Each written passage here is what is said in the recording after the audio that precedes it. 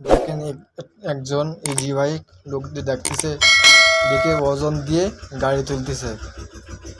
ওজনে টাকা টাকা পয়সা সামনে ওই নিয়ে হয়ে গেছে। এখন হিসেব করতেছে কয় টাকা হয়েছে, ওই টাকা দিলে এবারে গাড়িতে তুললো। কত সুন্দর না, সিস্টেম অন্যরকম।